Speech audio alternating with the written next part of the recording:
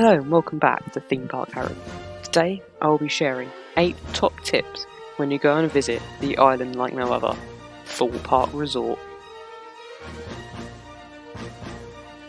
At the start of the day, everyone just wants to rush and get on all these rides that the park has to offer. This can lead to queue times being quite long from the start of the day, but as many people just want to get straight on the rides, they will most likely head towards the one closest to them. So use this to your advantage. Due to Swarm's placement on the island, lots of people will head over there first.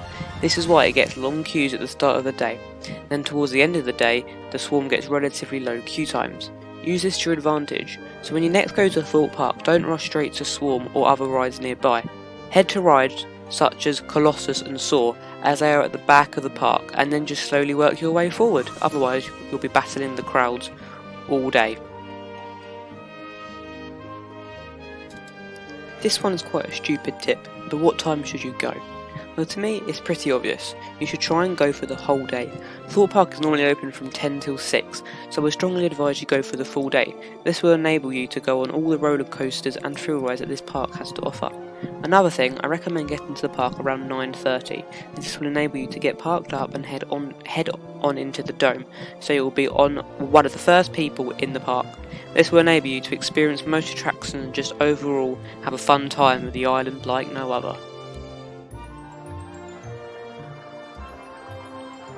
Have you heard of the Thorpe Park app? The Thorpe Park app enables you to look at different rides and look at the queue times. This is useful as you don't need to walk over to the attraction to look at the queue time board to see what rides have a high queue time and what rides to do. This app also tells you the park's closing hours, ride restrictions, special offers and much more. It even has a planner that lets you plan your day to Thorpe Park on the app, like such rides you want to ride, where you want to eat. I highly recommend getting this app if you want to have a better experience at the Thorpe Park Resort.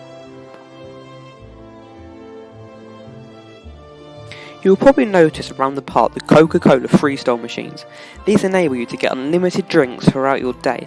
They offer a range of drinks that you cannot buy in normal shops, such as Fanta Grape, Fanta Raspberry. For a cost of £10, you will receive one vessel. You place it on the machine, the chip at the bottom of the cup detects whether it is active or not, and then you can pour your favourite drinks. There's even a function called Mezzo Mix, where you can go onto the app and design your very own drink and it will dispense it right from the machine. You can even reactivate your vessel for £6 if you ever decide you want to return to the resort and use your cup again. You may see a lot of roller coasters scattered across the resort, but if you want to try something different, Thorpe Park offers a wide range of different flat rides. They have many flat rides from Vortex to Quantum. They have flat rides for everyone. They have rides for people who are thrill seekers like myself, and they have flat rides for those who want a less intense ride.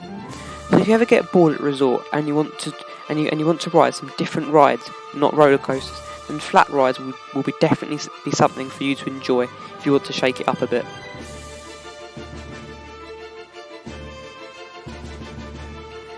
Now, many of you are probably wondering what you need to take with you. Some of you might need to take a lot of things. The main things I would say to take is some snacks, as Thorpe Park do allow you to eat in the queue lines. If you ever feel hungry, you can just whip out a snack and eat in the queue line. If you're planning on going on water rides, I definitely recommend you take a waterproof jacket so you don't get too wet. Unless, if you do want to get wet, don't take a waterproof jacket.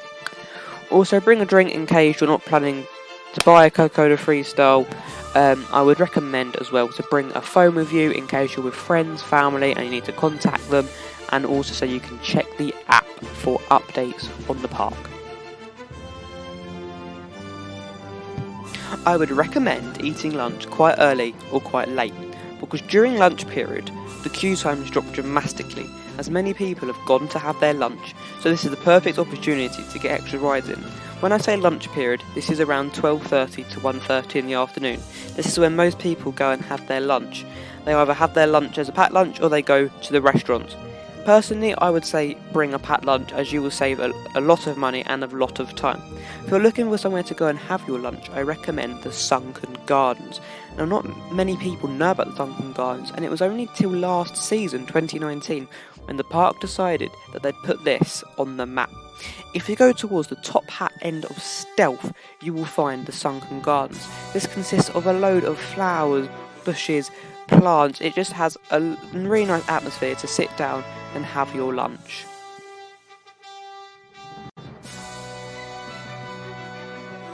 You may see on the queue time boards this ride will close at, for example, let's say 6 PM. This does not mean the park shuts then. This only means that the queue line shuts then. So if you get in the queue at 5:59, then you're guaranteed a ride, as they only stop people entering the queue from 6, so you'll definitely get a ride. So say it's 5:55, you get off Swarm, and you want to go ride one more ride before you go home, you can. You can run, let's say, all the way to Nemesis Inferno. As long as you get in that queue before 6, you're guaranteed that ride. Thank you so much for watching this video. I hope you enjoyed it as much as I enjoyed writing and editing it. Thank you for watching. I've been Thorpe Park.